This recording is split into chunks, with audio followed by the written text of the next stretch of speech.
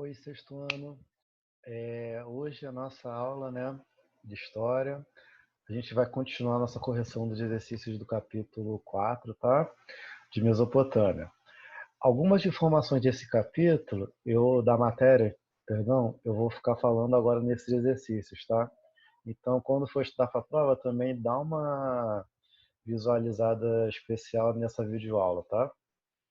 E algumas das informações daqui, eu vou ver se eu acho um material extra para a gente ter na pasta para vocês poderem entender mais profundamente o que está sendo descrito aí nesse capítulo, tá?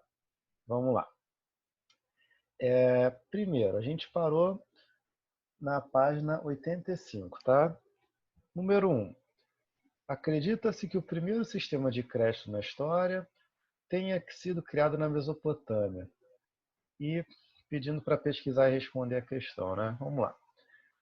Quando a gente fala de sistema de crédito, é muito parecido quando a gente trabalha, por exemplo, com cartão de crédito. O que seria um cartão de crédito hoje em dia, né? É um dinheiro que você não tem, na verdade. É um dinheiro que o banco te empresta e você tem que pagar ao banco em determinado tempo. Às vezes com juros, às vezes não, tá? Então, o que seria esse crédito na Mesopotâmia? Como a agricultura ela estava gerando muito excedente, gerando mais do que era necessário para a sobrevivência deles, o comércio acabou se colocando, né, ele acabou se pondo nesse lugar de administrar esse excedente, né? Então, sempre que sobrava mais, esse mais que sobrava era colocado à venda por outros produtos, tá? Então, qual é a relação desse excedente na produção com a criação de um sistema de crédito? Conforme foi sobrando mais do que era necessário, esses comerciantes da Mesopotâmia acabavam pegando essas sementes que não eram mais tão necessárias para você continuar na sua plantação e emprestavam essas sementes para outras pessoas. Só que não era simplesmente emprestar de boa vontade. Você emprestava e uma vez que aquela semente já tivesse germinado, já tivesse gerado uma planta e novos frutos, você deveria pagar esse empréstimo que você teve da semente. Então, se eu estou emprestando sementes de algumas frutas lá para o cara plantar na horta dele para ele poder sobreviver, uma vez que essas sementes gerarem as árvores, gerarem as frutas, parte do que ele produzir ali ele vai ter que me dar. Então, essa seria esse seria um sistema de crédito, tá? Você empresta, mas no futuro o cara tem que te pagar de alguma maneira. E isso foi feito com o excedente da agricultura, mas com outras coisas também, como artesanato, né, instrumentos e tudo mais. Essa dinâmica a gente vai falar muito e muito ao longo dos nossos anos de história, tá? É algo muito importante para o desenvolvimento da humanidade como um todo.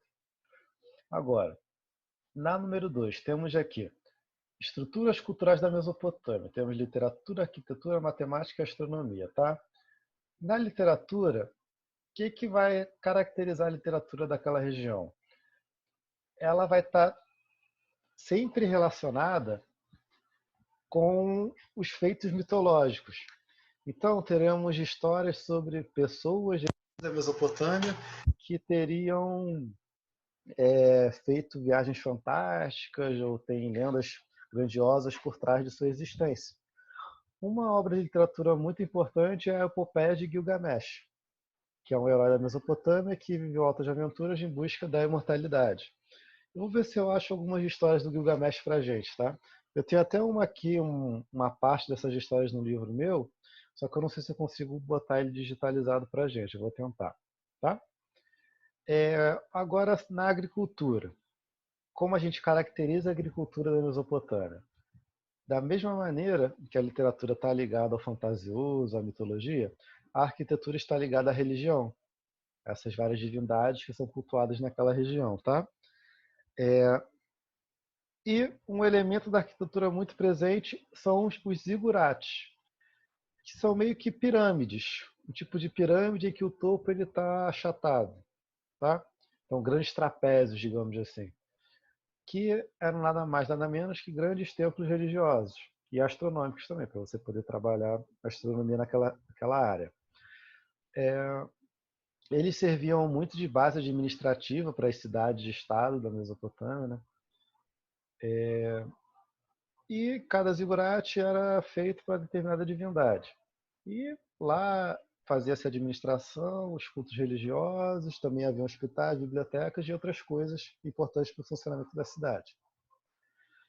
Com relação à matemática, o que os mesopotâmios vão desenvolver ali? Como ali a gente tem os rios Tigre e Eufrates, eles precisam aprender a dominar esses rios. Só que a Mesopotâmia é um território muito grande, então nem sempre tem como a água do rio banhar algum pedaço do território específico. Então o que eles fazem? Quando a água não chega naturalmente até essa região, que não dá para chegar, eles vão construir canais de irrigação, tá? E são esses canais que pegam a água dos rios e acabam levando ela para determinado território, para que lá eles consigam banhar as águas, consigam banhar as terras que estão sendo utilizadas para plantio e tudo mais. Agora, quando o nível da água do rio está muito alto, o problema pode ser que essa água muito grande acabe transbordando e inundando algumas regiões que não eram para ser inundadas. Então, o que os mesopotâmios vão fazer? Ao mesmo tempo que eles criam canais de irrigação para algumas regiões, eles acabam criando barragens, tipo as barreiras que os castores fazem, que eles destroem o tronco da madeira, botam lá e a água fica paradinha ali, tipo um lago particular. É tipo isso que eles vão fazer também, tá? Isso tudo para eles poderem dominar as águas dos rios Tigre e Eufrates. E os mesopotâmios vão fazer isso, os persas vão fazer também, os egípcios também, e muitas outras sociedades que a gente vai estudar. Por fim, com relação à astronomia, é só a gente entender que eles tinham uma mentalidade voltada para os astros. Então, muitos desses deuses mitológicos tinham relação com as estrelas e, através das estrelas, eles desenvolveram um calendário específico para a contagem do seu tempo, que é o calendário lunar. Tá? Vou ver se eu coloco um exemplo do calendário lá na nossa pasta, tá bom? Agora, sobre as questões de múltipla escolha, tá?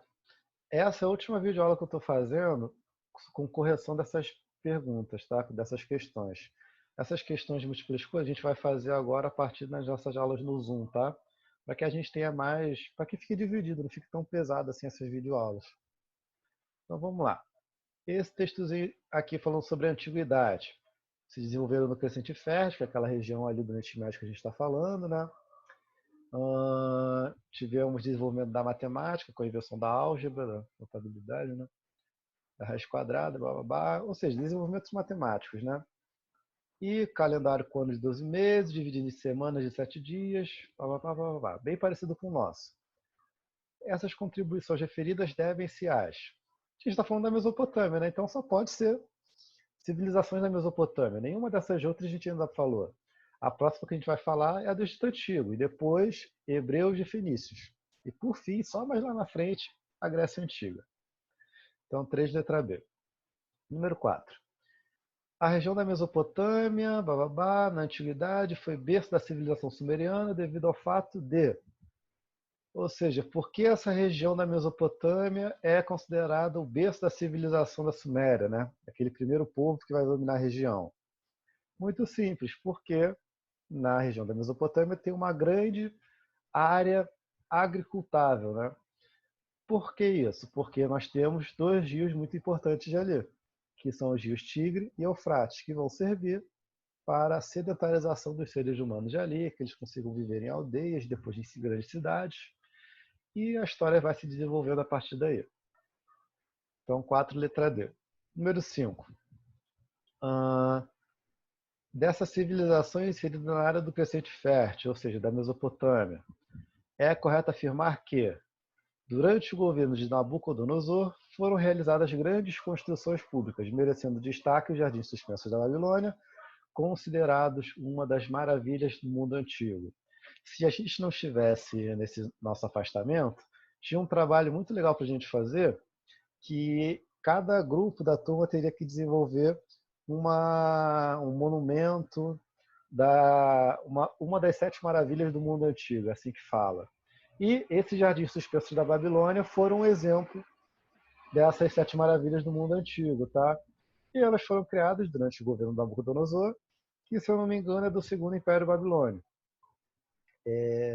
Esses jardins eles são tão especiais, minha gente, que até hoje os historiadores não têm certeza se eles realmente existiram, porque, de acordo com os registros históricos, com as fontes, seria tecnicamente muito difícil deles terem sido criados naquela época. Tanto que no Iraque havia um ditador chamado Saddam Hussein. O Iraque é um país atual, né, ficou no Oriente Médio e corresponde a uma parte do território da Mesopotâmia. E o Saddam Hussein, quando era vivo, né, morto não, né?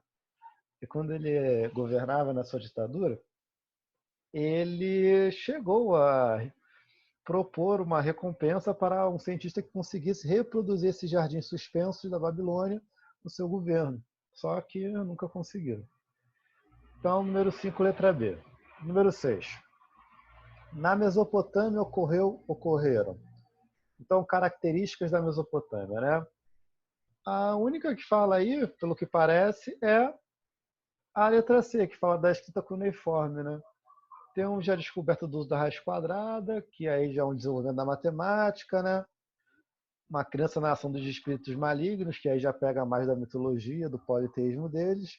Mas se a gente for ver questão por questão, a única que fala da escrita, que é a mais importante inovação da Mesopotâmia para a gente, é a letra C, tá bom? Mas só para a gente poder se desfazer das outras alternativas com mais certeza.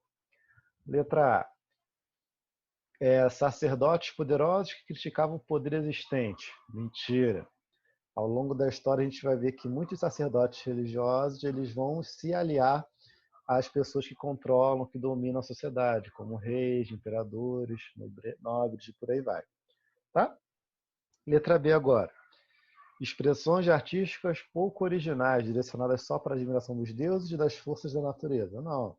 Eles vão desenvolver, tanto eles desenvolvem a escrita cuneiforme, que é composta por símbolos gráficos, né? Que esse é um exemplo para a gente de uma expressão artística bem desenvolvida. Né?